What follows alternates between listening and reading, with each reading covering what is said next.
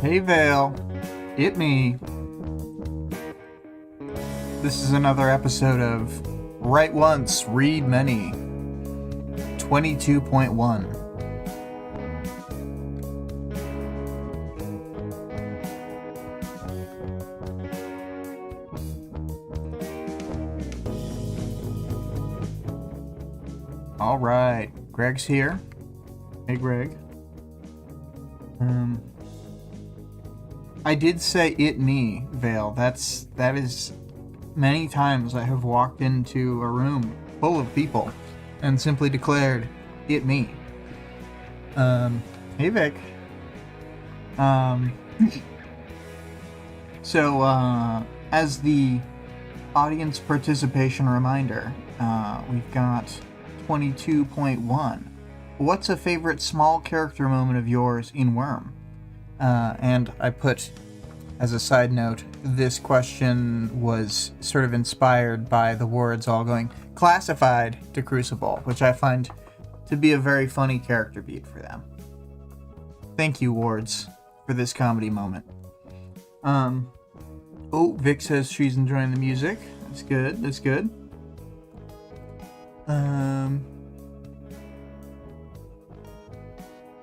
And I'm enjoying the speed draw.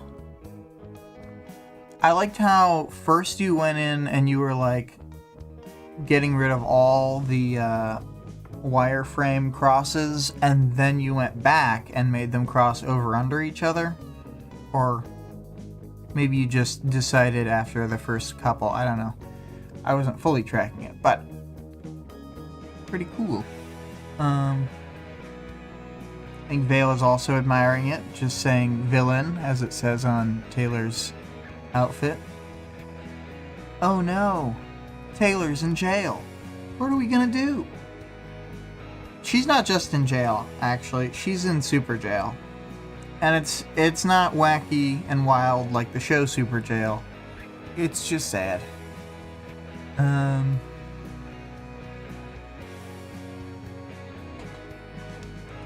And it is nice to see the speed draw and to see the layers get added on one by one.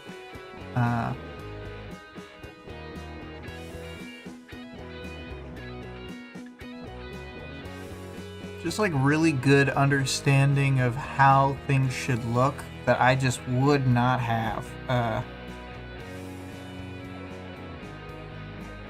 I'm okay at faces with pencil, but like the lighting on everything else, like I'd have a hard time coming up with it. What do we got? Vic says, thank you. Yeah, I thought it made more sense crossed. Vale says, I'm declaring in solidarity with, I'm sure, the positive things I had to say about the art, or self-declaring in solidarity. Vic says, had to make up what this urinal shower looked like. Google images did not help. Vale says, you may not want to Google that exactly. Yeah. But, and Vic has another thank you to the art praise, but good job. Really in favor of it.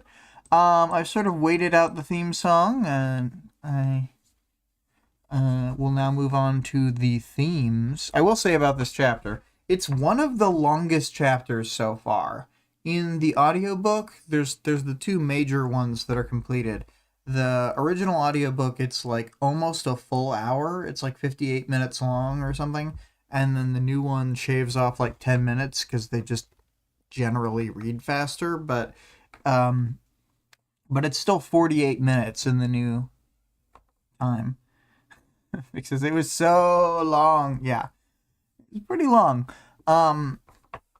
It's part of why I realized Vic was right that I needed to move to only covering one chapter per episode, because it just, like, I was going to get to the point later where it's like 2 hour-long chapters on the same thing multiple weeks in a row, and it's just like, ooh. So it was a hard decision, but I agreed. Vale says, this is fantastic art, the depth of it, and how it captures the scene in one image. Fantastic. And then Vic says, feels like the Dinah part could be a separate chapter. Yeah, I agree that the Dinah part earlier in the book would have been a separate chapter, but I think it was like more cohesive and kind of better that it didn't stop partway through. I don't know. I think it holds together well, and the pacing of this arc works like almost perfectly. It's I've said it before, but this is one of my favorites. I think it's like up there in a rotating list of my top 3 with 29 and 30. So, yeah. Anyway, for themes, I was having a hard time coming up with anything. As easy as I found it once I got into the right headspace to come up with a question for this chapter and also 22.2. I was having a hard time coming up with themes. I mean, there's tons and tons going on here. There's like, I guess if bureaucracy is a theme of this, that is represented well here. I guess you could claim the tactics that Tag is trying to use against Taylor are like kind of bullying tactics in a way. I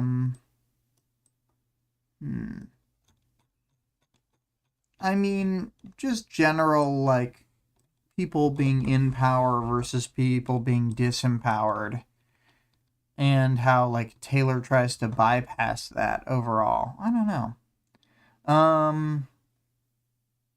Vale says, Arc 22 was arguably the best thing I had ever read at the time, until Arc 30 happened. I get what you mean. Oh, yeah, Vic says themes using vaguely sexually aggressive tactics for control/fear. Yeah, I suppose that's true to a certain extent. I actually kind of thought that, like, the treatment she receives, while it seems bad in the abstract sense, you get treated worse in real life in a lot of situations in just a normal jail or prison. So, as bad as things seem for her, yeah. Oh, we got, like the toilet and shower thing, full body search, only 6 seconds to cover up. Yeah, there's a lot of pressure there.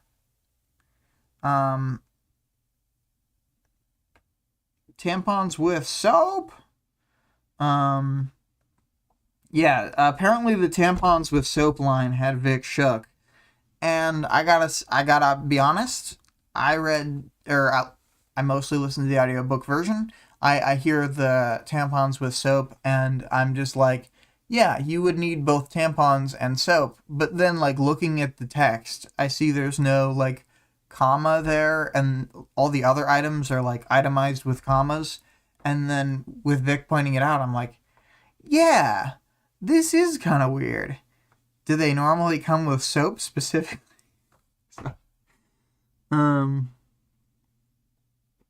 Vale says, themes, how to approach comedy in any situation. Yeah. Vic said, I agree, I think it's usually worse. Must be referring to when I was saying the prison conditions. And then Vic also, yeah, it's the way the sentence is written. Yeah. The more you pointed it out and the more I looked at it, I was just like, this is very strange. Have to clean my tampons before use, says Vic. Vale says, sounds efficient. What's the problem? Yeah, 2 items is 1 item. Definitely always better. Just combine anything.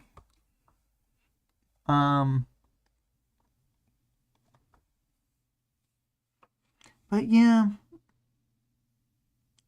I mean, overall, they both try and there's a lot of pressure tactics from Tag to Taylor, but she does try to go in, um,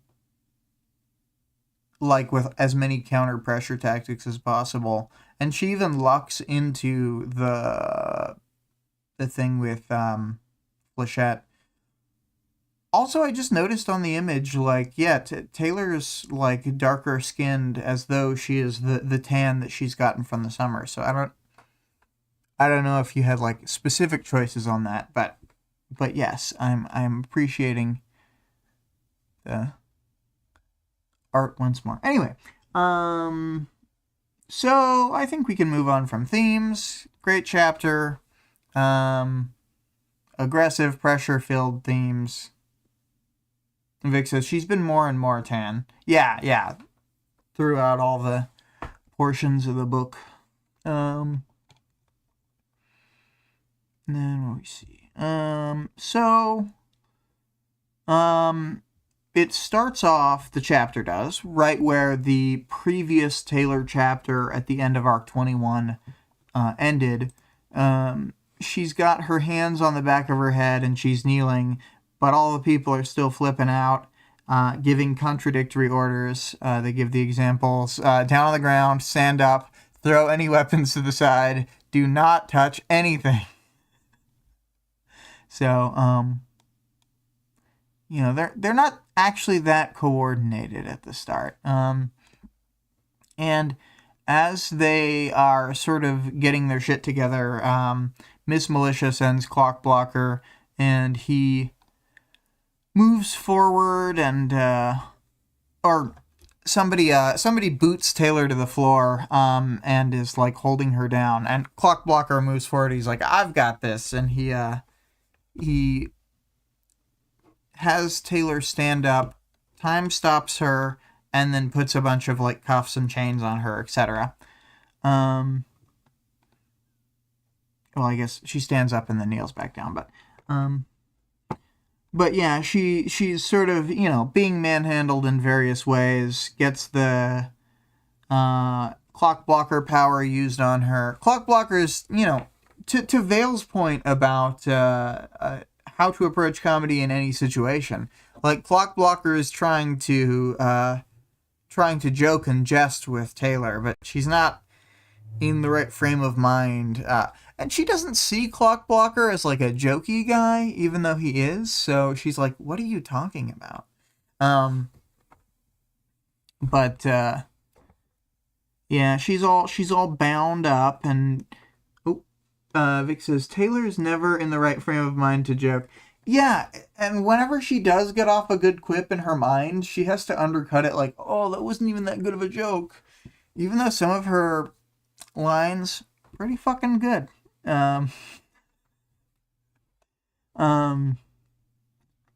Anyway,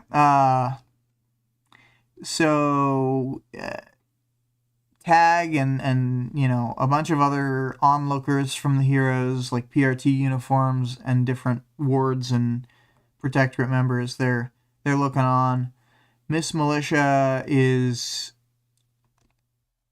the one sort of talking to Taylor, and well, not even talking that much. She has her stand up and is directing her in a minimal way, but sort of sends her off, and then Triumph, Clock Blocker, and one PRT go down into the elevator that's going to bring her to her cell. She's got on like the mega handcuffs of like the things you'd put on a super strength person. As we'll learn later in the chapter, Tag has instructed his people to treat her like she has additional ratings in every category of like the power scale. So they're considering her to have like brute powers, stranger powers, anything, because they just don't want to underestimate her. So, so yes, mainly due to rep and having been too creative in the past, they're just like, we aren't going to take any chances here. Also, because she got clock blockered, she lost track of all the bugs in the area. She had more or less started to track people the second that she came into the area, but then completely lost her map of where everyone was moving at the time. She can hear much better with her bugs, like she has been able to do since she was blind in Arc 19. Well, leading up to the point when she became sighted again in Arc 19, I should say. But as we know, she's very good with listening now. And so she misses some words depending because they're trying to have bug countermeasures and whatever. But there's going to be tons of surveillance through bugs as we would expect. Oh, I missed Vic's message earlier. Said she only laughs to herself. Yeah. So introverted she doesn't even laugh out loud. So the Capes and Tag and everybody are all conferring, and they're...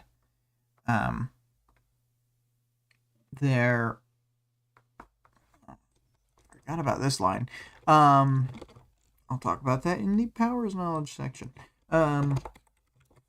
They're putting her in the E-type containment cell, and this is what Triumph is telling her. This is probably what Lung was put into. It's for those people that they think can escape from everything. Even though, in actuality, if they weren't trying to put a bunch of, psychological pressure on her, Taylor could be held in a normal cell very easily of a standard prison. Because, she's not trying to escape. She could be put in a conference room, actually. I mean, for all the difference it makes. But they've got these electrosphere things that shock the shit out of people. And we don't see it pictured here, but I have to imagine it's at about ceiling level. So it's looking down on Taylor in the same way that the camera is in this artwork. And I guess I'm getting ahead of myself. They're not in the cell yet, but they're just going to have one of those shock deals in there. Oh, Vale says they could just put cuffs on her and leave her in a conference room. Nothing could possibly go wrong then. No, I'm serious. In this situation, there's, no difference between her cuffed in a conference room and her, in this E-type containment cell. Theoretically, they can shock her faster here, but if you just, left Triumph in a room with her and there weren't bugs in there, you could just blast her with his shout. I don't know. Maybe I'm the crazy one. But they are not underestimating her at all. Clock Blocker tries to start questioning Taylor as he does. Our boy Dennis can't help himself but talk to his, main crush Taylor. Triumph says, "Don't engage her." Even though, he's talking to her already at that point. She thinks to herself how they're going completely over the top with all these security measures. They've got extra thick walls, and she wouldn't even notice this stuff if she didn't have bug powers, whatever. We get a description of the toilet as we see there. The video screen, which, that's not like a one-way mirror, which it almost looks like. It's a video screen. But, Vale says she would break out her long-hidden strategy of yelling, "Look out behind you," to Triumph. Then when he looks disabling him. Unbeatable. Yeah, that's one of her best tactics, is yelling, "Look out behind you." Although the one time she does it is a classic moment. She has bugs, say, right behind you, but she's been, like, psychologically tormenting the people with bugs already, so they don't look behind themselves, and then she just army crawls behind them. Oh, Taylor. So yeah, we get a description of this room, which I will describe as look at the art or read the chapter. And then she's like, oh, the PRT turned out to be a woman, and they're not going to beat me to death, or within an inch of my life, as she says. They remove all the restraints, but then the officer is like, I'm going to strip search you now. So she has her take off all her clothes, which are, of course, also being taken away from her. And then this very uncomfortable search. She has to sort of rinse herself off in this horrible little shower chamber. And then... which the shower and the toilet are the same thing. The little slot on the wall that you see, that's what sprays water down at her. And she gets the villain clothes that she's about to put on. They ask her about allergies, and once more with the theme of comedy at all costs, she says, I'm allergic to bee stings. And she gets no reaction from the guard, who asks if she has a latex allergy. And she's like, no, and I was joking about the bee stings.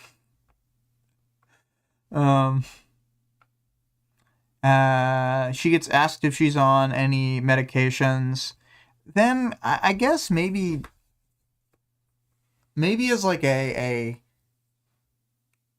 just in case thing, but also maybe about the thing that Vic had said with the vaguely sexually aggressive tactics. She gets asked if she's on birth control, and then she says no to that as well. Vale says she would, or no, yeah. Vale says bee stings joke, best attempt. I mean, I think it's a good moment. She's memeing, she's laughing. This person's probably like, you stung me with a lot of bees before, so I don't even want to talk to you about that. But yeah, there's the electricity orb at the top of the thing that she warns her about if she does anything to go against her containment or whatever. She's going along with what's happening to her, Taylor is, but she's also listening in on Miss Militia and Tag. And then Miss Militia's trying to say that they should move Taylor, like just put her in a dragon ship and fly her around as fast as possible so no one can catch up to her. But Miss Militia's saying that they can't, or I mean, Tag is saying they're vulnerable to attack if they do that. Miss Militia's like, are you crazy? They'll attack us here. And then Dovetail sort of speaks up, gets a few lines in, just tries to ask, like, do we even know what she wants? And nobody knows what she wants. They sort of try to talk things through. We learn that Jessica Yamada is also in the meeting with them, and they reveal that Jessica had talked to people from her past, from Taylor's past, including Danny, teachers, Greg, the three bullies, and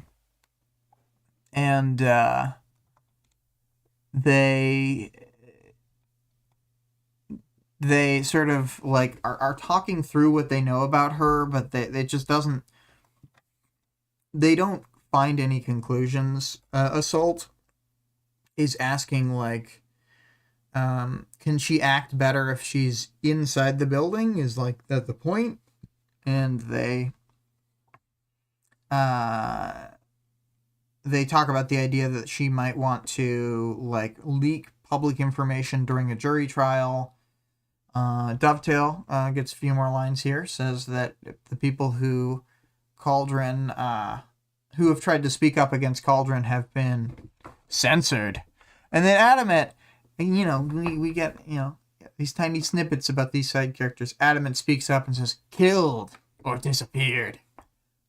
Also, I have thought many times, Cauldron, again, inefficiencies, failures on their part.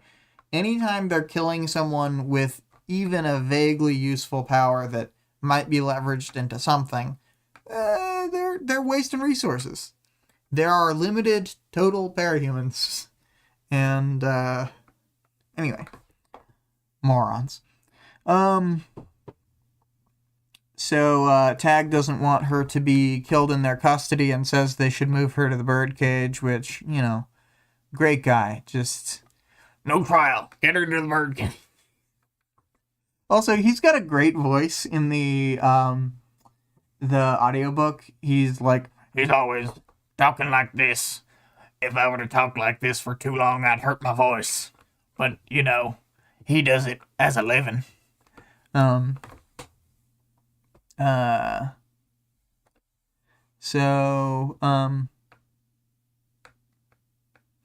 Let's see here. They think that he might want to push Tag out of the PRT, and then Miss Militia admits of the meeting that she had thus far not brought up. So Tag is kind of in the loop that Miss Militia was approached, and Taylor is depressed about this, and her sigh of sort of like, I guess that's a blown opportunity, scares the guard for a moment, because she's been focusing on this other thing, but she's being like cavity searched, and that we skip over the other cavity searches, and the guard has her fingers in Taylor's mouth at the time, and was apparently worried that she'd get bit.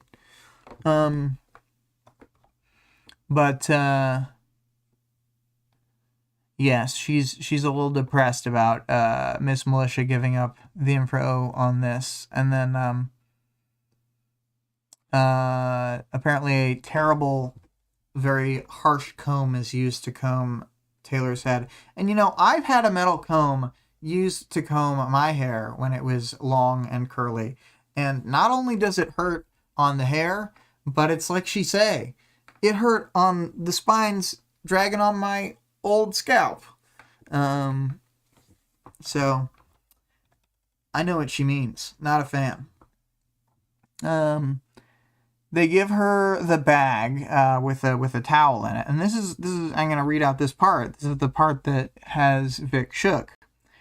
I opened the drawstring bag, which was missing a drawstring, then sorted out the contents.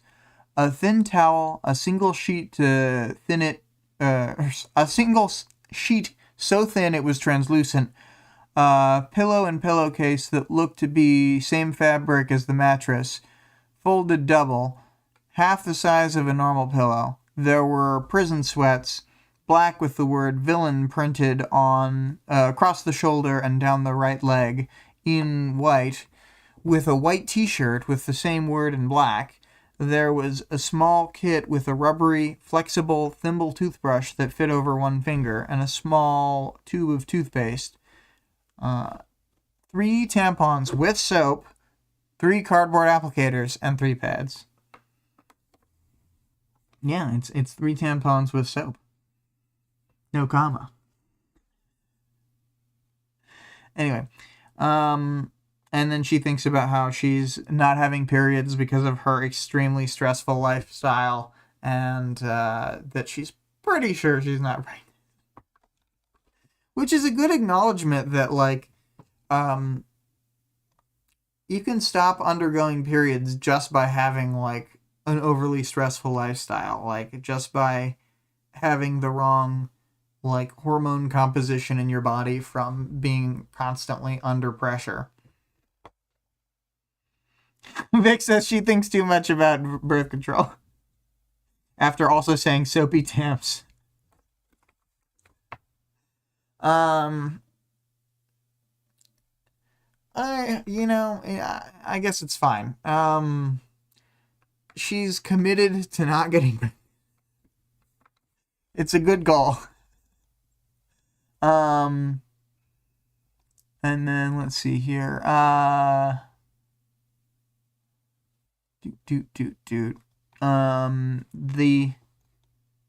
guard. They all more or less leave. I mean, she says, "Sit tight, princess," or whatever, and the door shuts. But the guards and the wards leave. That's right. I put Triumph with the wards. He's still barely just not a ward. He's a little baby protectorate. And then Tag is talking, and he's bringing up Dinah, and she's on her way to the headquarters there. They ask if she's trying to like assassinate Tag, and then they don't think so. Miss Militia says coercion. And then they ask if she can read lips by seeing through the bugs, which is kind of hilarious because she can hear through the bugs, so she doesn't need to lip read, and she can't see through the bugs and could never lip read. So they're barking up the wrong tree here. But they still say that they should leave the premises before they do anything, although they scare themselves enough into not using computer screens, which is good for her and bad for them. So her rep is coming in handy. And then this is when he brings up the idea that he wants people to treat Taylor like she's got a 2 in every power classification, and then anywhere where she had a power classification to begin with, just bump it by 2. So I think that puts her at like thinker, or like master.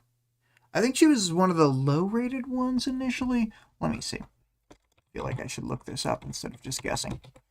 Wiki, humans, characters. Give me the Hebert. What does it say?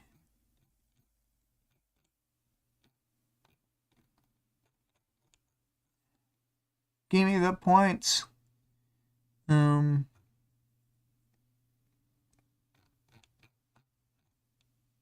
Yes, classifications. So she was initially a Master 5 and then given Thinker 1. So they're thinking of her as a Master 7, Thinker 3, and then 2 for everything else. Oh,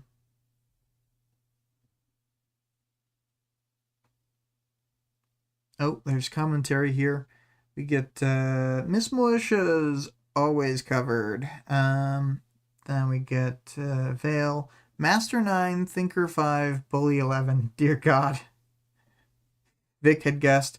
I think she's in the 6-7 range.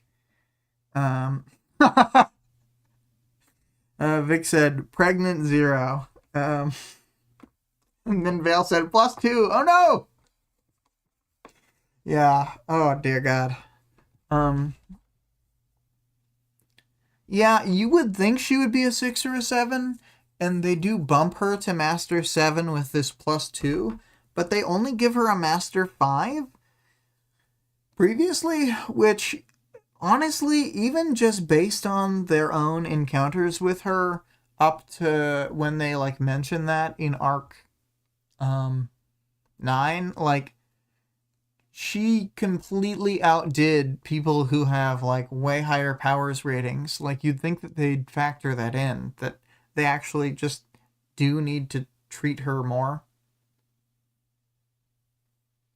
Oh, I guess they upgraded the rating to Master 8 before it got to Tag, so his +2 bumps took her to 10. So Master 10, Thinker 3, 2, and everything else.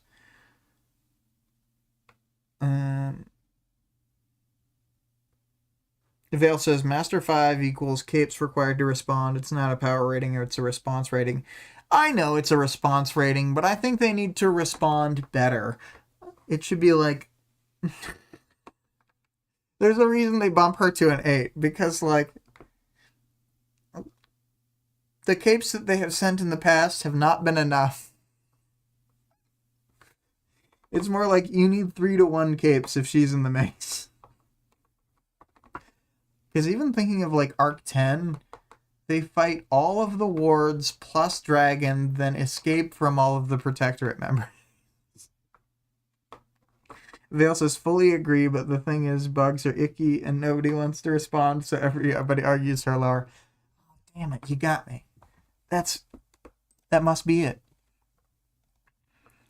I do like the idea that she's a mover too. Like, no technology, no outfit, just she's gonna have a tidal wave of bugs carry her. Even though we have learned that is not successful. Let's see here. So Clock Blocker shows up to the meeting. They talk about the idea that there might be a conflict. Clock Blocker is like, I could keep using my power on her over and over so that they don't get a chance to plan. And then Tag,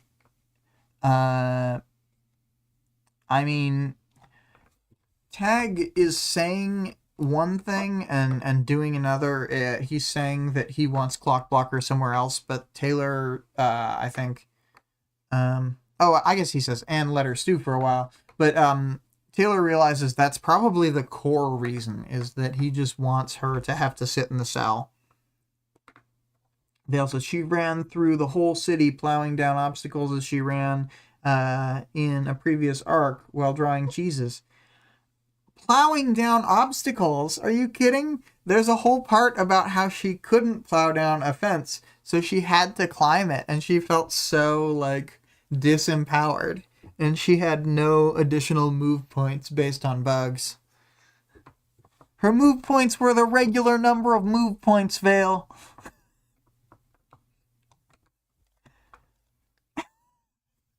Vale says, shh, let my point stand. It's in all caps, but because of the shh, it's a whispered yell. They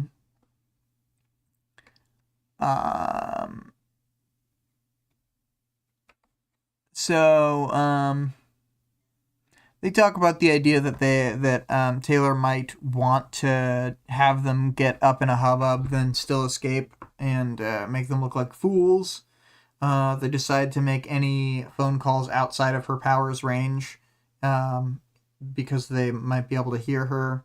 So they send people in different places. Tag accurately figures out that she probably wants, like, to have a PR war in the city because she's very popular, and that's, like, literally how she escaped the high school, etc. And then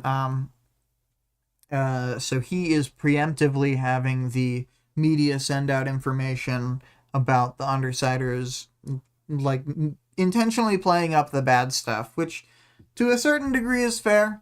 Like, as much as we all are like, Hellhound, Rachel, bitch, she's pretty cool, we're also like, she did chew up those people, and some of those people just happened to be there, and they have lifelong injuries now. So it's not amazing. Good balancing out the bad, time for old wounds to mend, superpowered healing. I'm sure there's a lot of platitudes I could say to talk about why Rachel's okay, but she did do the bad things. Vic says, bitch, canceled for maiming. I can't believe that we've had to cancel Rachel. And yet I can. You know what? Rachel and canceled for using the R-slur.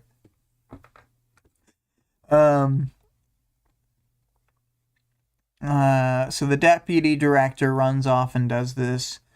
And I think it's the same deputy director who they had interacted with during the Echidna arc. He didn't move up to director. He was simply in the same place. Which, you know, honestly, kind of makes sense, given their goals and aims with moving Tag there. So Taylor's feeling a bit weird being stuck here. Tag is going to talk with Vickery. He says he'll talk with him first as long as he's willing to wait. So you know that Vickery's his lips, they're salivating. He's going like, I got this. Also, I always forget Stan's blonde until I think of Vic telling me that Stan is blonde. And then now I'm like, man, he was way cooler when I thought he had brown hair.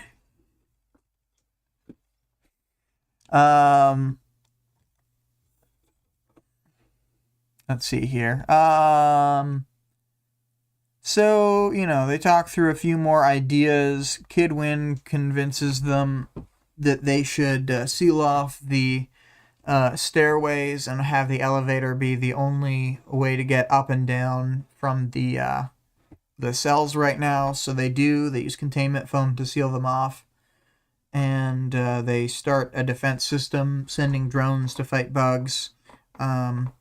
Seer is apparently the basis for the power that does the main bug destruction. So, like, the drone will move into a room and fire off Seer's power and then do some other stuff. But, you know.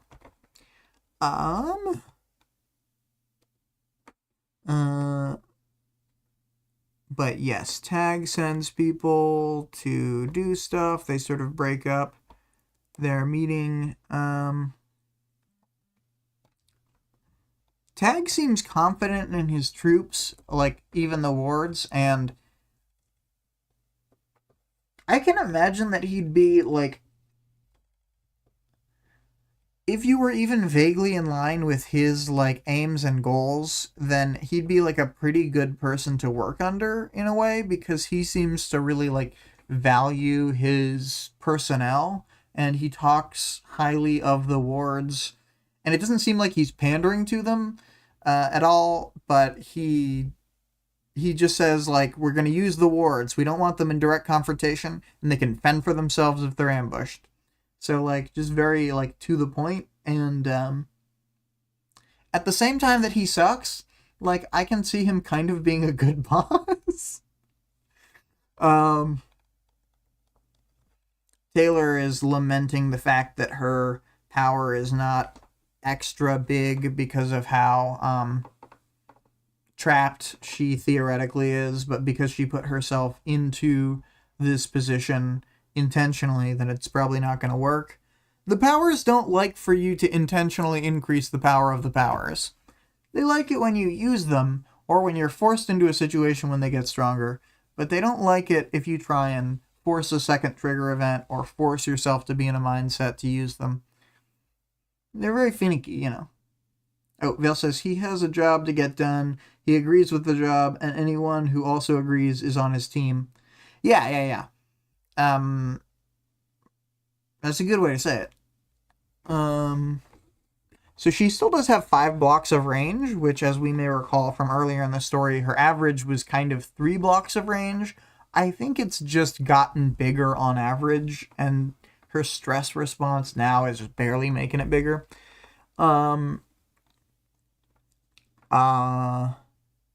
She refers to the PRT as office as being like an anthill that she's kicked. You know, she thinks about a lot of stuff in bug terms, even when she don't think she's doing it. Miss Militia sends Flechette out on an errand. I wonder what the result of this will be. So this is the fateful leave the premises for a phone call that they had for Flechette, and then she never comes back.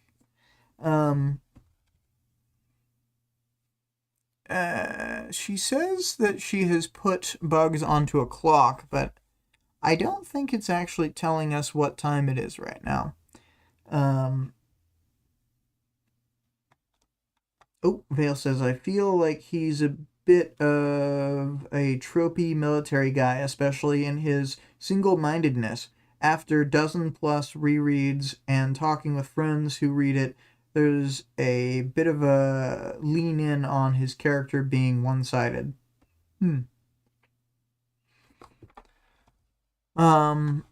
The wards have their great moment where Crucible, who's one of the new wards who's replacing the various team members who are missing, and I like Crucible. We'll see him a bit later on. I think he's got a cool power, but he's like, things are going crazy.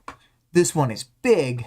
I'm just saying, you'd think things would get calmer when the Kingpin, Queenpin, Crime Lord, it's easier. When the Crime Lord of the city turns themselves in.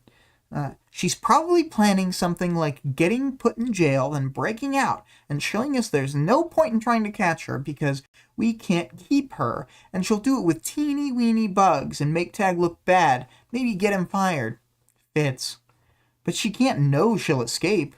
What if we did have Dragon and Defiant move her halfway across the country? She used my power to cut Echidna in half. She could deal with that too. Again with the Echidna thing. Can you tell? Classified, they all say at the same time. Fuck you guys. It's a classic comedy moment. Vic says, Clockblocker and Taylor have so much chemistry even in separate rooms. Yeah, like, Clockblocker's like, she might be able to hear me, so I need to say things that will make her kiss me later. I mean... definitely what's happening.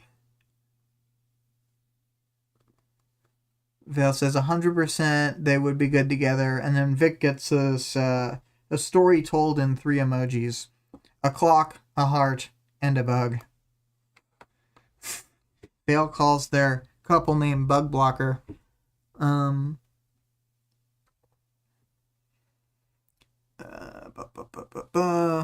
then they are... their Tag is just sort of bugging her with the screen every few minutes for a couple times. He does the like thing where he's turning on the screen so the light turns yellow so she knows he's about to like be able to view in or talk in, and then he doesn't actually say or do anything, he just turns the screen off.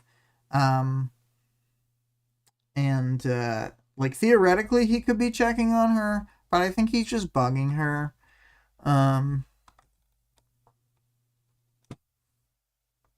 Greg says, Clockblocker only wants to kiss a villain. Flechette is out there getting it done. Yeah. Sorry, I said that wrong. Clockblocker only wants to kiss a villain. Yeah. Let's see here. So this is when Dinah arrives, and she talks to like Triumph and Miss Militia and Tag and Jessica Yamada, and I think there's other people in the conference room with them, but those are the core players. And they start having an argument. Tag is accusing her of working with Taylor and betraying the PRT in some way, and then saying that she didn't give them enough info. Dinah's parents are both on her side, like firmly, like pushing back on what these other people are saying. Jessica's like, it's very understandable if Dinah feels indebted or attached to Skitter, to Taylor Hebert. She owes her a great deal. Vic says, assumedly about Greg's comment, too true. Yeah. Taylor's missing some lines. Dinah mumbles something, and even if people in the room ask her to repeat it, she goes, good! If she does a lot of damage, then good!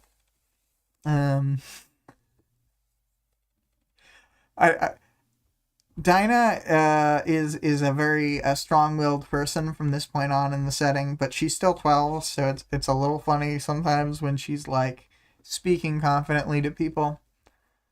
I mean, not that I wasn't yelling at adults when I was 12, but it's funny in fiction. It's not portrayed a lot. Um, Vic says, I love Dinah 3.0. Yeah, yeah. And I love her parents here. Yeah, they're pretty good. I thought the interaction when Taylor is at the door and the dad, like, thinking it was a normal looter, had like a fry pan and he was gonna like take a swipe at her through the doorway, but then as soon as he sees her, he just like bails and drops the fry pan. I know that's a different chapter, but it is a classic comedy moment. Um, let's see here. Dinah says she's not working with Taylor. She's working with and for everyone, for the good of everyone. She's not going to be pigeonholed into doing certain stuff or like helping certain people. And then she also clarifies at the question that she has not been in communication with Taylor. Tag starts to get pissed because he feels like Dinah's talking in circles. I really like this interaction. Do you hate the PRT, Dinah? No. Or heroes? Do you blame us for not helping you when you needed it? No. A little, but that's not important. Like the way she brushes it off, then goes back to be more honest. Vale says, Dinah's biggest fear was her parents would be against her, and she has Jessica as a therapist, and I bet the parents got that insight. Is Jessica actually her therapist? I didn't realize that. Huh. When did they say that? Huh. I'm like racking my brain. Anyway, I'll let you stew on that question. And if I'm if they say it, I'll figure it out later. So Dinah was clarifying that Skitter was going to do a bunch of damage no matter what was done, and that this was kind of the best route to go down. Dinah works at a very high level that these other one-dimensional beings cannot understand. And Yamada clarifies that this series of events all happened because they revealed Taylor's identity. Dinah says she actually knows the ramifications of this when she's told that they don't know the ramifications. Dale says, don't look it up. Just assume it's true. That's what I do when I realize I might have made headcanon. Alright. Let's see here. Dinah basically says that if they try and force her to intervene in this situation, she's going to charge extra, lie about the numbers. Even just for having provoked her this far, she's already going to increase her prices permanently, which are different every day, and they can contact her parents to get them. So, you know, Tag is all pissed about this, and keeps accusing her of helping Taylor, and she doesn't really care. She's saying that she can't communicate with Taylor, and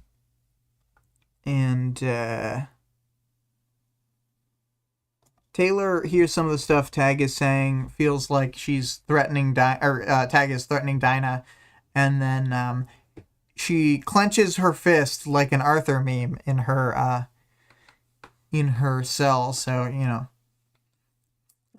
like an intimidating little aardvark.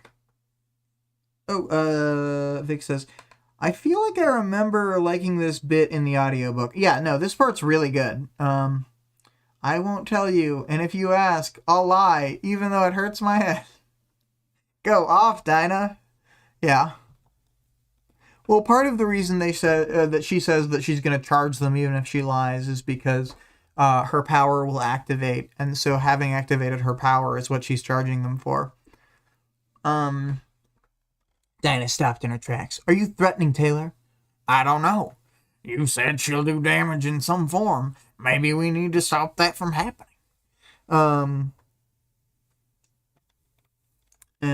So Tag is basically trying to like roundabout threaten Taylor to get Dinah on board here, but it doesn't work.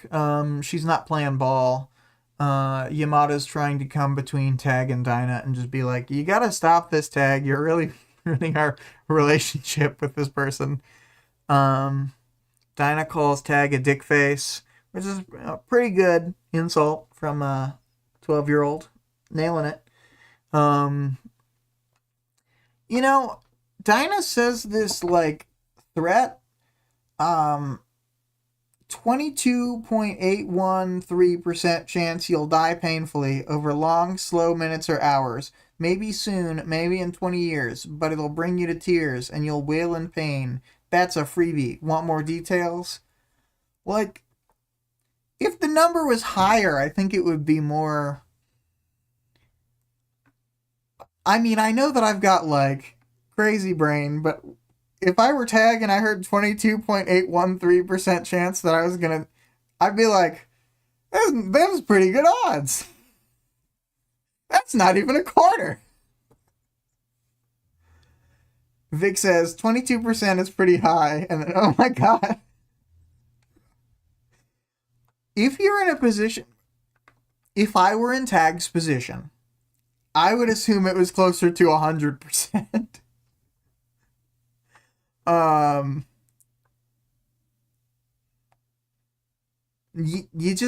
You don't win every fight, and like when you're fighting parahumans, like the stuff that it puts on the table. Vic says, but she would have had to ask the question slightly differently to get a higher number. Yeah. Yeah, anyway. So, she just needs a quick quip. I got it. I always just thought, like, Dinah was really getting his ass, and then she says a thing that if I were Tag, and Tag's at least as crazy as me, which it certainly seems like he's in the same ballpark, then I'd be like, I like them odds. And this is where Miss Militia starts yelling, guys! And no one's listening to her.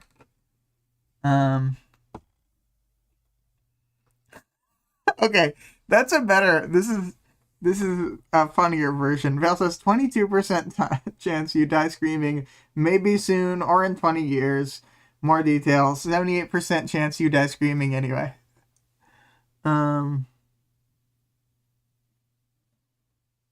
And then, Greg clarifies to have nearly the quote, but changing it to 22.813% chance you die painfully over long, slow minutes or hours. The other times are much worse. Yeah. Like, if she went 5% chance you get Greyblade, I'd be like, oh, fuck!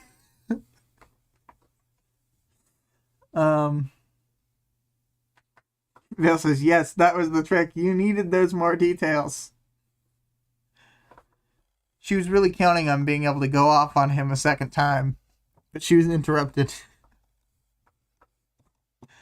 Yeah, they're kind of, Tag and Dinah are going back and forth between Miss Militia yelling guys, and then she stands up from her chair and, like, points and goes, look! And then apparently there's 1 zillion bugs on the outside of the window, and they're freaking out, and no one noticed. But it takes Taylor a second to figure out what she's pointing at, and then she's like, oh no, I gave myself away by being agitated through my powers. I was a fool. I did not maintain frame, she says. Taylor is a Sigma, however, she has failed. Sorry. Sometimes Taylor seems like an internet edgelord, and I find it very funny. But her irritation is to the point where Tag thinks she might be making her move and attacking. But Miss Militia's like, she's just listening. and flipping out to what she's hearing. And then Taylor's like, oh, I fucked it up. I completely fucked up. Now they all know that I have the bugs listening. Oh, Vic says, Taylor lost her Mew streak? I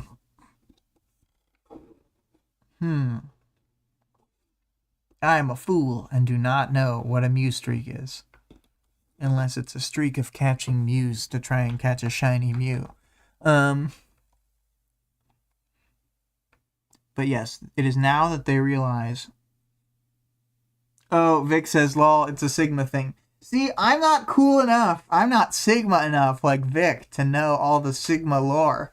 I don't have it deep in my brain. I don't have that wolf in me, the lone wolf. I'm one of those terrible pack wolves. I'm sorry. The fake psychology is really funny sometimes, and it seems like a thing that Taylor would believe in, especially in the year she lives in, 2011.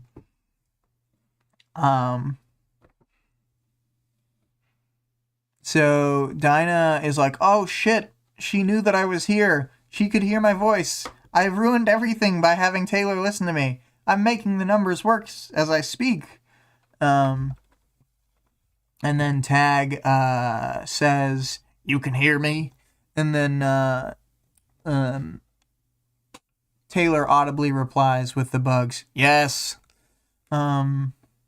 You tipped your hand. And then she doesn't say anything because she's like, fuck, I did tip my hand.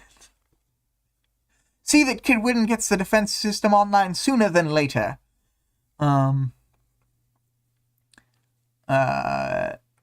So the PRT intermittently checks in on her to bother her. She's still listening in on their stuff for now. Rachel was seen going to the Forsberg Gallery. They talk about sort of the meeting that happened there. And then Miss Militia leaves the premises to make some phone calls. Heroes are teleporting in, assumedly from other cities. I would guess that these are New York and Boston heroes, but possibly from other places. And then she can't keep track of... I don't think she can keep track of everything because there's so many people. Tag sends it so that they have basically 3 bases, like a almost... I would guess like a pretty even split of like PRT and capes in each of the 3 bases. There's like here, and then points they can launch like assaults, rescue missions, defensive reinforcement, whatever from, so that they can't all get wiped out at the same time. And then and of course, like having the 2 like alternate groups be outside of Taylor's bug range is an obvious advantage.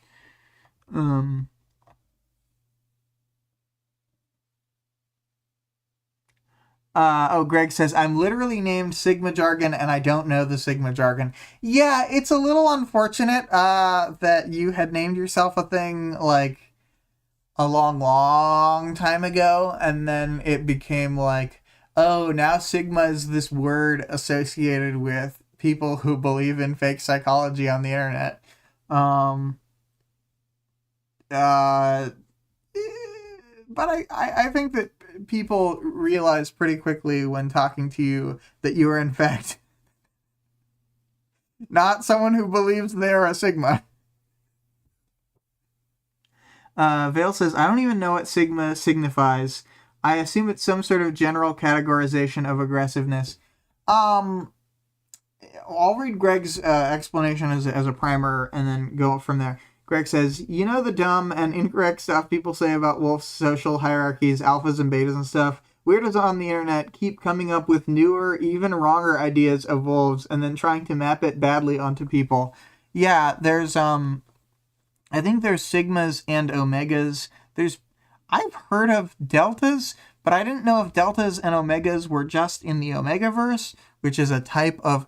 I feel like we're deep enough into a stream about a web serial that I can talk about the Omegaverse. It's a setting in fan fiction where like Mpreg exists, and the all the wolf categories are real but for humans. And like I think a lot of times there's furries and werewolves, and it takes all kinds to make a world. And some of those kinds, they love werewolf porn. So Sigmas, their category traits are that they're Keanu Reeves. Usually specifically Keanu Reeves from I'm blanking on the name because I've never actually seen it, but the movie John Wick, that's the name of it. I was going to call it the movie where they kill his dog and he kills everybody. Which is, more or less the plot, but Sigmas think they're John Wick.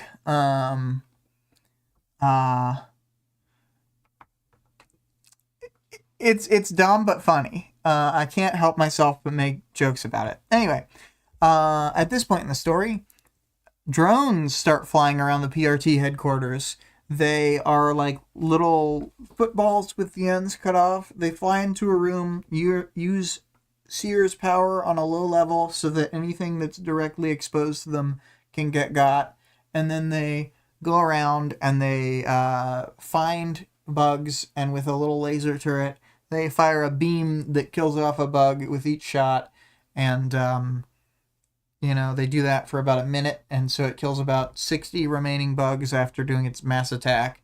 And then it moves on to the next room, and she can't keep track of where they're going. They seem to have randomized trajectories, and so she's actually having a really hard time fighting that off. And some other tinker showed up and is talking to Kid Win, and we're reminded that Taylor hates tinkers except Dragon. She loves Dragon because Dragon's her mom, metaphorically. Greg says, I'd watch the Rachel version of John Wick. The problem is that Rachel's psychology and the psychology of the dog in the thing, in the chapter, I think it's Brutus specifically, but I don't remember exactly if it's Brutus or Judas. I think it's Brutus. Brutus is thinking in terms of like pack alphas and all this stuff, and I'm like, oh man, this is the debunked part of the psychology. So in the setting of Rachel existing and dogs actually having imprisoned wolf psychology, I'll call it, because it is really a thing that happens to wolves in captivity. But her having this imprisoned wolf mentality could be real and could tell us that in the setting of parahumans, there are real Sigmas, like Taylor.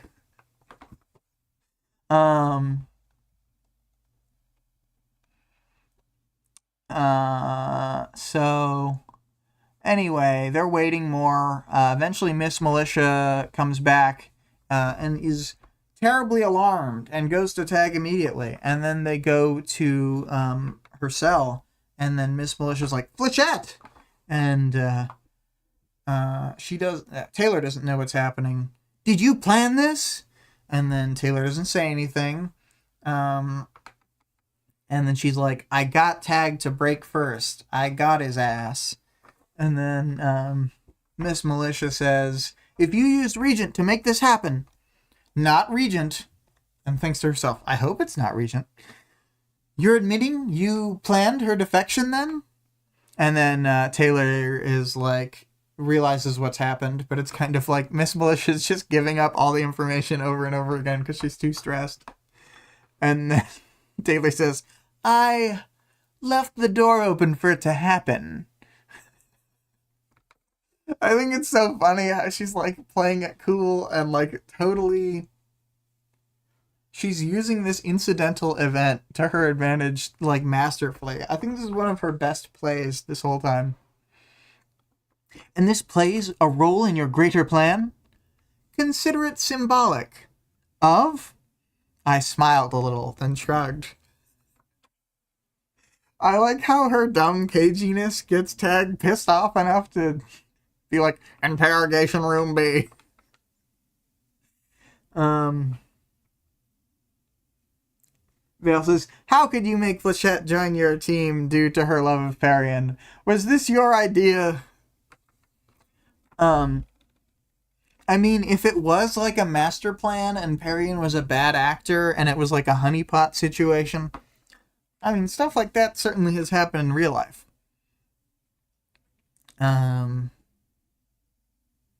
It's all part of the spy game. So, Miss Militia puts handcuffs on her. They take her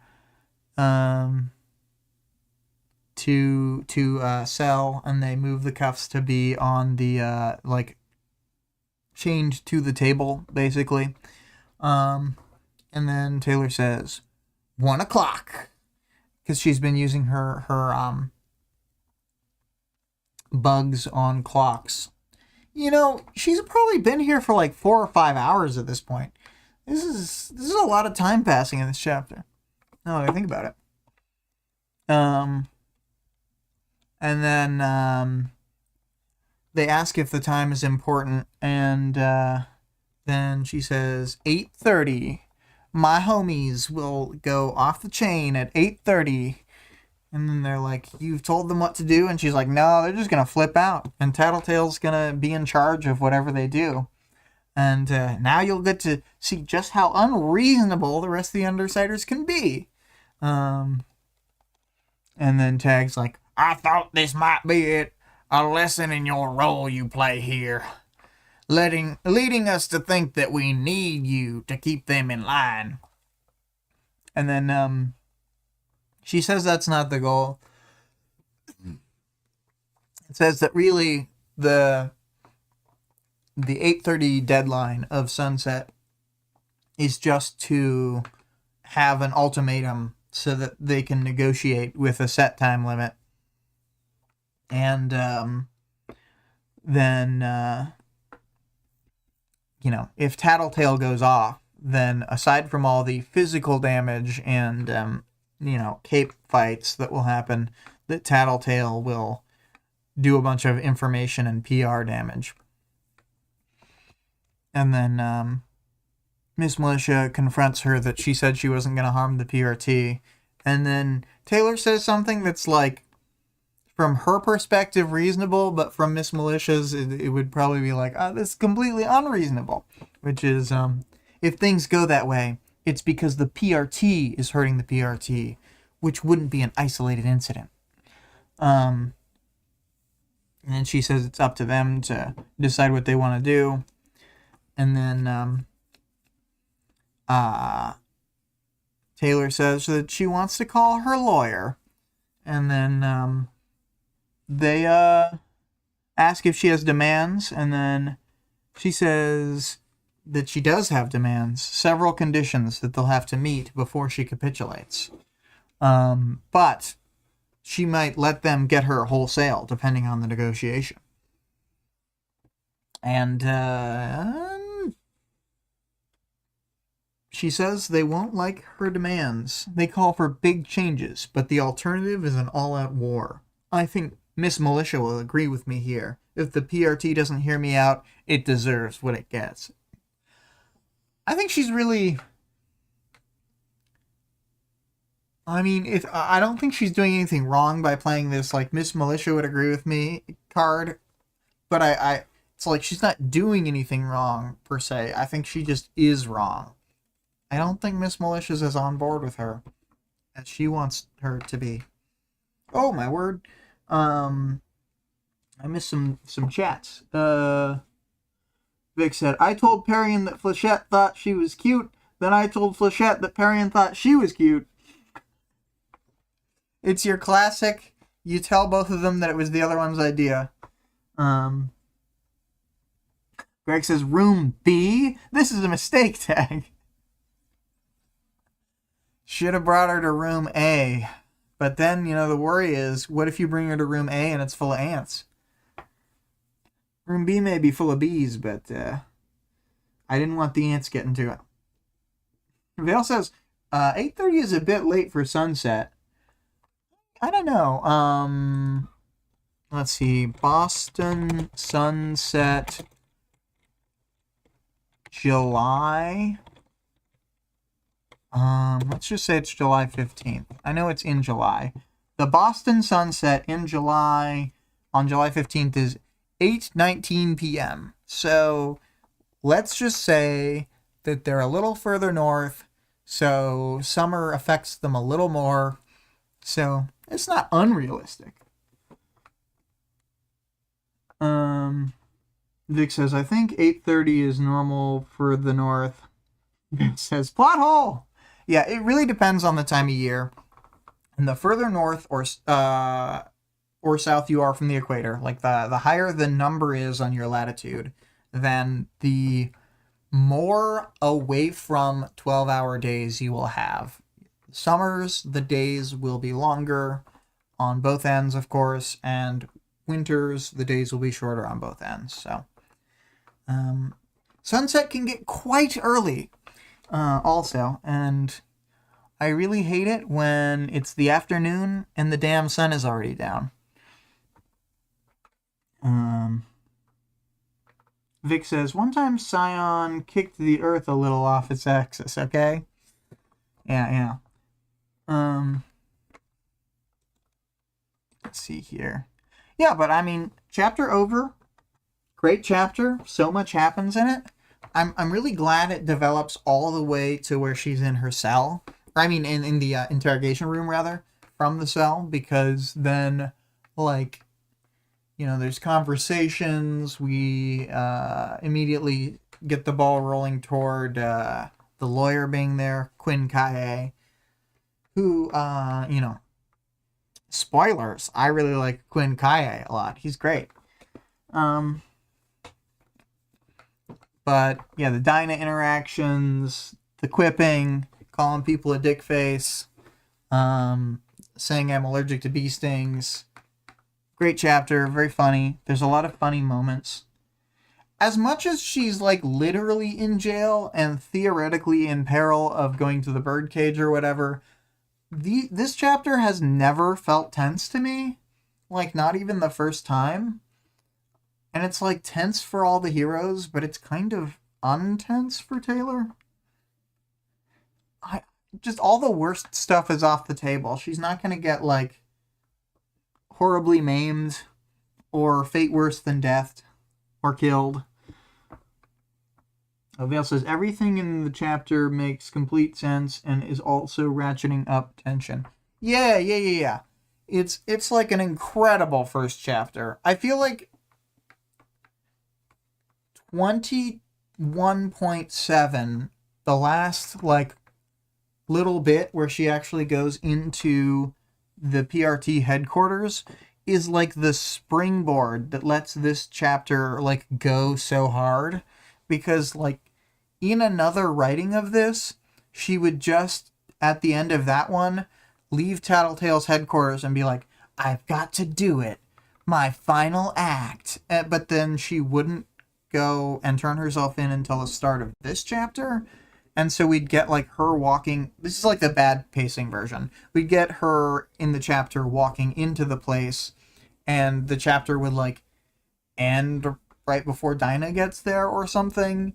And then, this second chapter would be all the Dinah conversation up until she's in the interrogation room.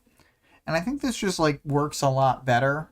I had never really thought about it until we talked about how long this chapter is at the start of the stream, but I think it's just got kind of excellent pacing. Vic says the stakes seem very lax. Yeah. It's everything is getting put into place. There's a lot of moving parts, but we don't feel this oh no, Jack Slash is gonna kill my friend. Vale says, in the bad version, her last words to Tattletale would be, Time for me to bug out. And that would be her catchphrase. Hell yeah. Hell yeah. I mean, that's always like, I'd be on, I'm Taylor flying around on Atlas, and I would be turning to leave, and I'd be like, time for me to bug out. In fact, that's how they would trick my friends with the doppelganger in Arc 16, is that when she's like saying, I betrayed you, she would yell her catchphrase, time for me to bug out. Anyway, I'm done doing the chapter stuff bit. I'm gonna go to the arc stuff and just say like, wow, what a way to open this arc. Incredible first chapter in terms of like how it relates to the others. It just propels us right into stuff. Super excellent. Talk about the arc stuff more as we get further into it.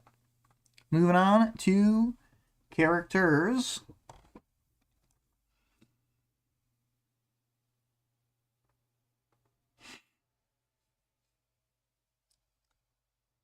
Vale says, wait, she didn't say time to bug out. It must be a clone. Duplicate payoff. So, going through the characters, I sort of arranged it to be like the wards, the protectorate, aside from Miss Militia, the PRT people, and Tag, then Miss Militia, then Yamada, Dinah, the off-screen Undersiders, and then Taylor. So, Clock Blocker, he's trying to quip with her. He's trying to have a good time. Does not work. His quips fall flat. He gets told to shut up by Triumph, and he actually does it for once. And moving on to Triumph. Triumph is very, like, up in her business, trying to put on the psychological pressure from the start. But then once Dinah gets there, he's kind of like, I don't know. He's like not on the same page with Tag. He's not jumping down people's throats or anything. He's just being on mission at Taylor. He's being nice to Dinah. Vista, Kidwin, and Crucible. They don't get that much to do, but they're moving around the hallways. They're bugging people. They're making plans. Kidwin is sealing off the stairwells with containment foam, etc. Which I gotta say, like, Vista would really help in a situation where you need to quickly move around a building and like seal off different areas. She just like snaps things together. You walk from location to location. Super easy. Climb a flight of stairs. It's just one stair. And then Crucible's just sad. He's getting owned. We see that he is currently not only the newbie, but also the butt of their humor. Dovetail's there, gets a chance to say some good lines. She's very cautious and defensive, which makes sense with her power, showing her nature. And then Adamant, he's much more adamant about the things he's saying. He just directly is like he's saying what Dovetail will not, like Aldrin's murdering people. Seer's standing around.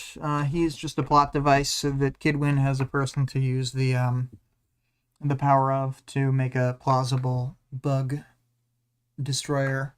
I was gonna call it a bug zapper, but it's like it doesn't zap them because of Seer's power. And lasers don't zap, they like cook.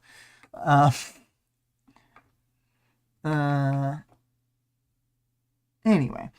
The PRT guards, I guess the guards in general and the one specific guard I'll talk about second, but the guards in general, they flip the fuck out when Taylor comes in. I think they're very worried about getting attacked. A lot of them have been personally harmed by Taylor in some pretty awful ways in the past.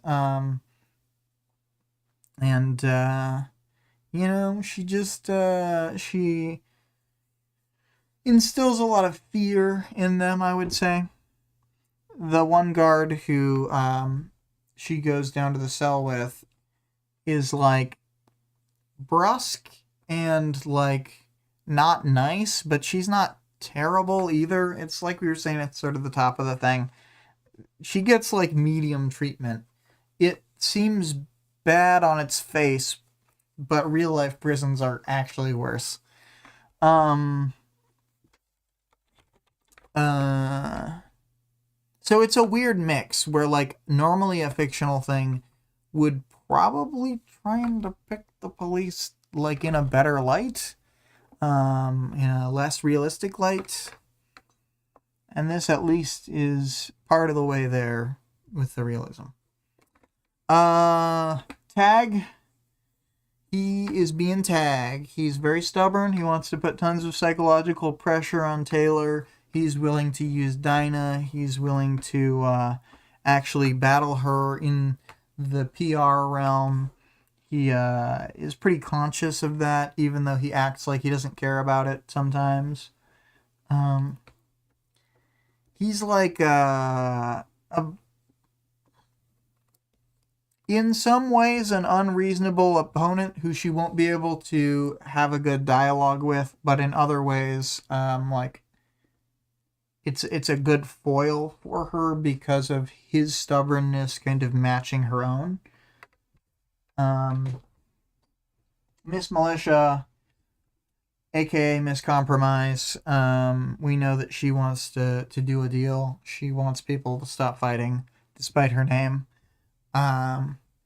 And she feels very put in the middle of all this and does, in fact, rat out some of the stuff that Taylor did with the meeting to Tag.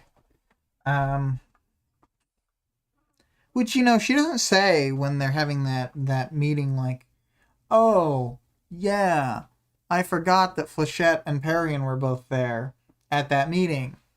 I wonder if this is really...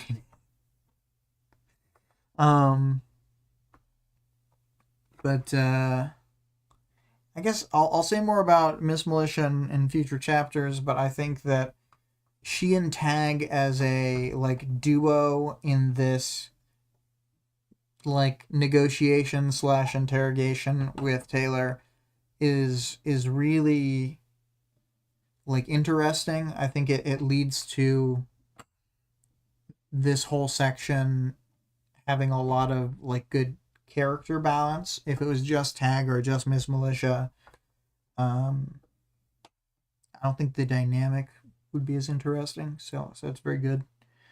And I mean, maybe it could be. Maybe I'm just not, like, envisioning the possibilities. But it's done so well here that I kind of can't imagine it being better the other way. Which is how you want your writing to be, where people are, like, having a hard time thinking of the better alternative. Anyway, moving on from Miss Militia to Jessica. She is there to try and moderate people's opinions, and she seems to have done interviews with various people in Taylor's life to try and get a better understanding of her. And so she's advising on, like, expected behavior from Taylor, basically, and how to negotiate with her. And she also moderates the meeting between Dinah and her parents and Tag and Miss Militia.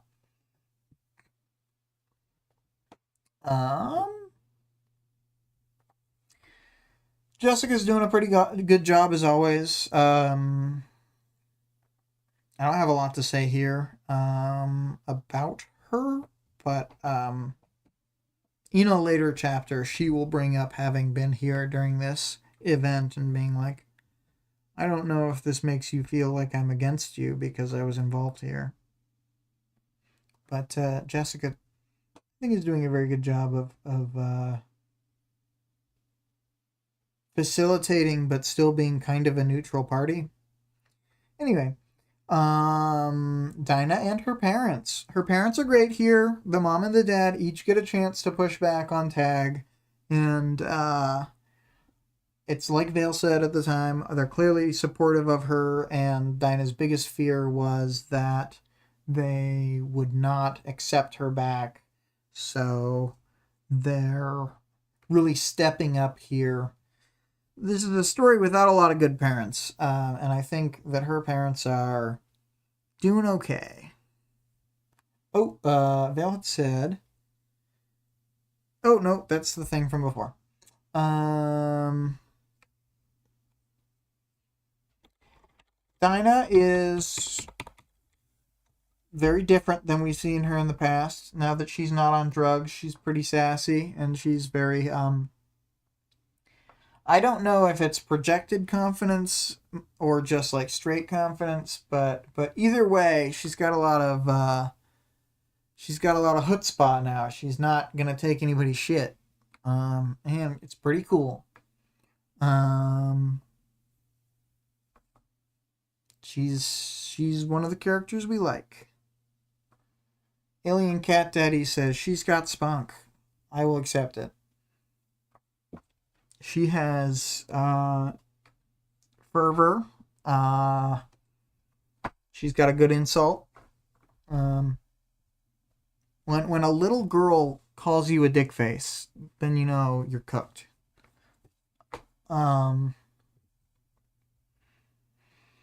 Yeah, I'm gonna move on from Dinah. It was interesting to see her. It was good for Taylor to reflect on the fact that she doesn't really know Dinah. And probably good for her to see, like, just for her emotional state, that Dinah was not just selling her out.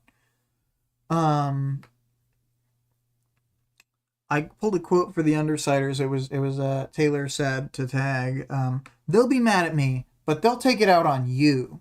And I thought that was a good line.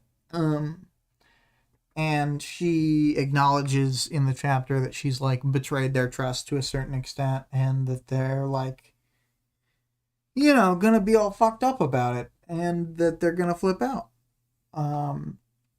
And possibly even the fact that they'll have bottled up their anger for 12 hours, and then they'll flip out.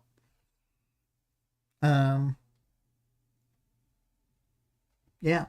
And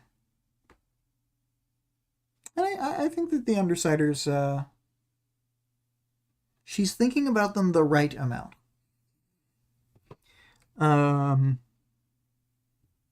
As far as Taylor, we talked about Taylor all chapter. She was put to stew in a cell, but she was ready to stew, so it didn't really work on her. And she had stuff to like do and focus on all day, which probably made the time kind of fly by. It didn't really occur to me till I was like really thinking about it when we were going through the chapter. Like, oh yeah, she's probably been in the cell for like almost 5 hours when it reaches 1 o'clock. And she did the time. She did those hours like they were minutes. So, I mean, she's seen The Wire. She's like, you're only in jail for 2 weeks, or maybe it's 2 days, but I'm gonna say weeks. Or no, I think it's 2 days. Yeah. You're only in jail for 2 days. The day you go in and the day you get out. So that's Taylor's mindset. She's a hardened Baltimore criminal.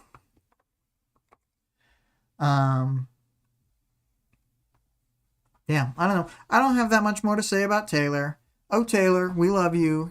You're our favorite protagonist, except when we get to Ward, and then you're our second favorite protagonist. Vale says, that is such a Sigma mindset, trying to fit in. It literally is, though. That's the problem, is that Taylor, aside from her like internal turmoil, like all of her outward like silent till she flips out and does violence, like all the bullshit that she does that like is off-putting and intimidating to people, like that is the Sigma crap, and that's why I found it so funny to like make fun of her and say that she's a Sigma. A total John Wick.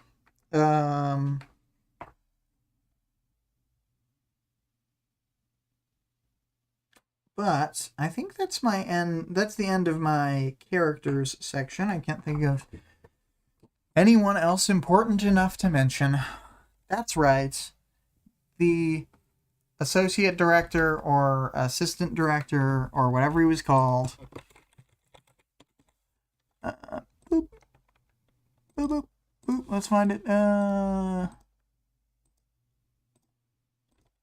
Deputy director. That guy. We don't even know his name. Not important. Vale says, I want clothes that look like those and say villain on them. You know, I feel as though you could custom order clothes that are like this. They're very nondescript in a way. If it's truly your desire, Vale, I believe in you.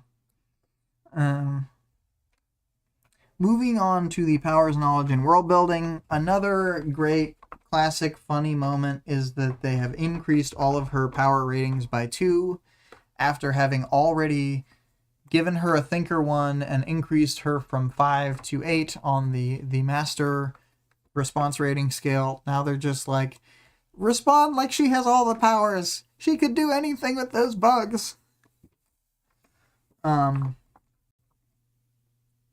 They don't talk about it much when she's flying above the city, but in real life, there's tons and tons of bugs up in the air that the human eye can't really see because we just don't have the, like, visual clarity to see it. But there's, like, thousands of bugs that just sort of, like, let air currents carry them around and just sort of fly up about.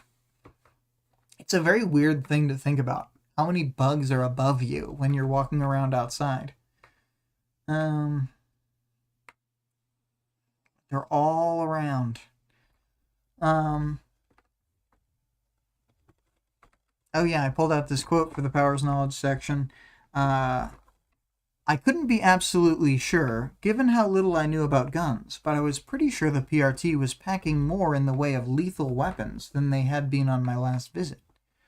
So it's interesting that they're like, you know, a few less holds barred. That kind of thing. Willing to just snipe her with a P90 or something. I mean, they don't say they have P90s, but when you've watched too much Stargate, that's what you think of. You're just like, he's holding a P90, right?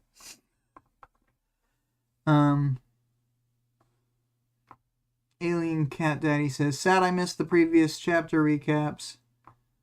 The ones with Vic on the stream are probably, you know, I'm in the medium ground of my own work where I'm like, you don't really have to hear the episodes that's just me, but you should probably go back and see the ones whenever there's a guest. So you should listen to the Vic episodes. Give them a shake. Don't worry about the 21.6 and 7 and stuff. Anyway, so yeah, as far as other world building stuff in this chapter, like I thought just seeing the inside of the prison was really good. Seeing the sort of medium roughness of the prisoner treatment. They're actually not that bad with their prisoners, all things told. Like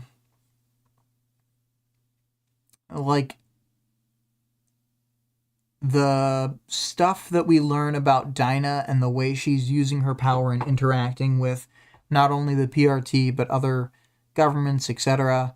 I think that's very interesting. I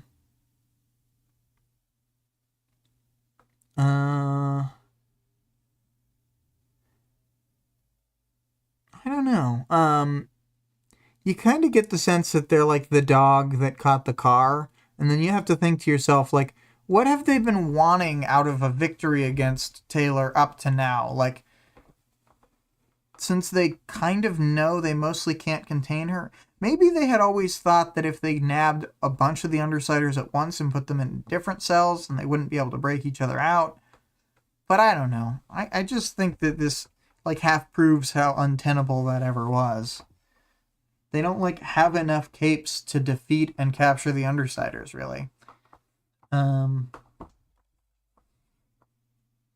But all of that is sort of subjective. They don't like say any of that in the chapter. It just sort of makes you think about that in retrospect. But I don't know. I don't have that much more world building or anything to talk about. I'm going to move on to the audience participation. I think it's okay to start closing this one out. What's a favorite small character moment of yours in Worm? And going to the audience participation, we've got several good answers here. We've got Vale. I say several good answers. They're all good answers that we received, but I'm just happy with the quantity. Vale says, 1.2, Taylor makes her costume. It was the first thing that made me fall in love with this story. At the time, hoping it would hold up. Introduced Taylor on so many levels. Smart, capable, self-reliant, intelligent, dedicated, and at the same time, introduced the story/writing to be intelligent as well. I agree. I was like hook, line, and sinker for her talking about the costume in 1.2. It helped a lot that when I was like, I think 11, 12 kind of age, I had written a report for, it wasn't for school. I had like a writing tutor because I always had like problems writing, which actually like doing this stream is more writing education than I received in like all of my formal education. I've learned so much just by doing, and I'm still bad at it, but I feel like I had to really like, I'm really proud of how much I've been able to improve, even if it's still bad, because it started out atrocious.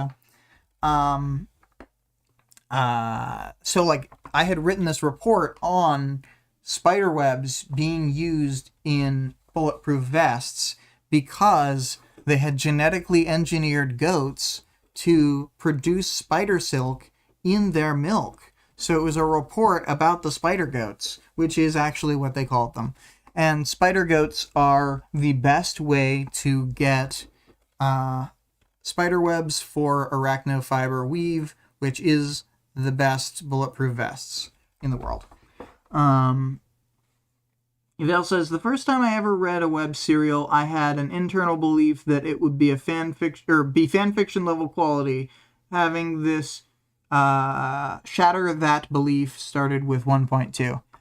Yeah. That's a good way to say it. And I forget, Vale, were you like goaded by a friend into reading this, or you just saw it online? Because I know that you had said like Worm was the first fiction work you had ever reread, because you were pretty down on books before. And yes, I'm just gonna call web serials books, written only information, only words. Feel free to answer that while I look at this next answer. A Speck of Dust says, don't remember the specific chapter, but I'm rather fond of the beat during the Echidna incident where Scapegoat takes Taylor's injuries and almost immediately just bowls over from them. And Taylor thinks to herself something like, did he get stronger versions of my injuries or something? Which is an incredibly funny moment.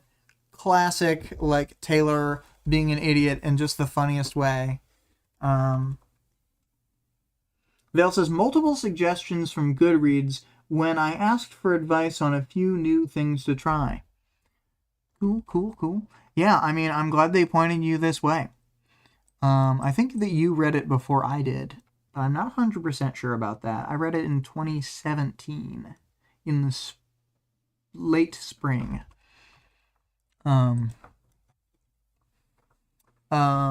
Greg points out that the scene A Speck of Dust was talking about is in 19.2 and also has one of Greg's favorites, which is, this is an all-timer, but it's when Scapegoat yells, she's fucking blind!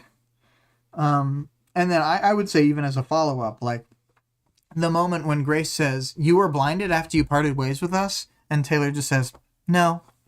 Like, I think that's incredibly funny stuff.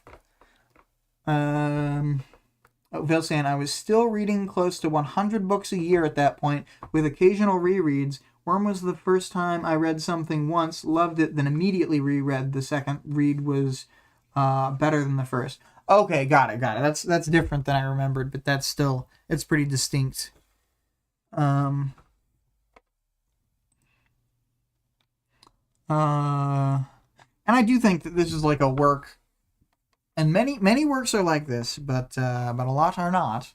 This is a book where like the reread has so much power in it because understanding the setting, everything like locks in and like everything tracks so well.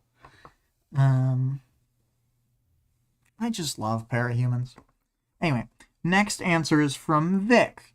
Danny discussing whether or not he's good to drive. Everyone to the City Hall debate thing. It's a classic nerdy Danny Taylor Wildbow interaction. And then using the emojis of the glasses and buck teeth smiley face, and then a just one moment and holding up one finger. Well, actually, I have only had half a tall boy. And then also commented that the she's fucking blind is an all-timer. Oh, we got an answer while the stream was going of from 2 plus 4 times 5. Hello, when you hear this, 2 plus 4 times 5. Glad that you're still on the audience participations. One of my favorite little moments is in 18.1, where Dinah uses her power to figure out a way to get Rachel to let her pet one of the dogs. I believe Dinah asked her power something along the lines of, "What's the chance I can pet the puppy without Rachel getting mad?" And it was probably super low. And then she verbally brought up the fact that Rachel might get mad in order to get Taylor to convince Rachel to let the puppy petting happen. It's subtle, but it's a great heartwarming moment. Yeah, now that's excellent. And as always, our friend 2 plus 4 times 5 used the backwards capital D. Really dedicated to that joke, committed to the bit for a couple years now, and I appreciate that. And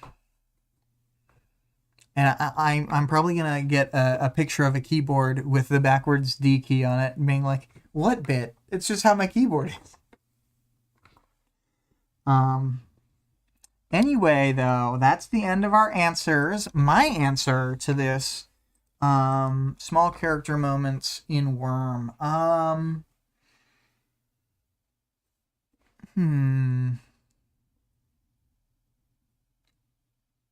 I like when Taylor tries to explain Aisha to Rachel. This hasn't happened yet, but it will happen.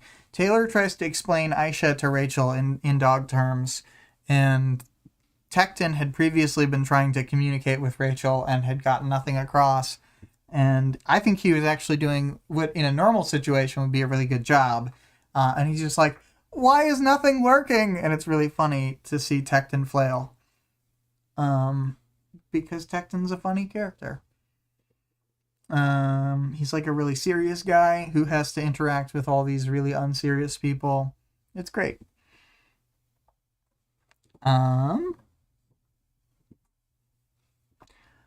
So, I guess that's the end of that. If anyone ever has any audience participation answers that did not get put in, feel free to comment them on the stream vid or on the audience participation later, just like letting us know which question you're responding to. The question for 22.2 is, who's your favorite unpowered character in Worm? I was thinking in Parahumans initially, but then I was just like, don't uncork the can of worms that is Ward. Stick to just the single worm.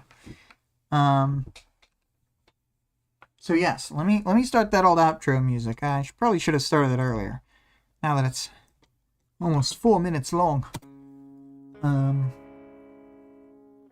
But yes, as we reach the end,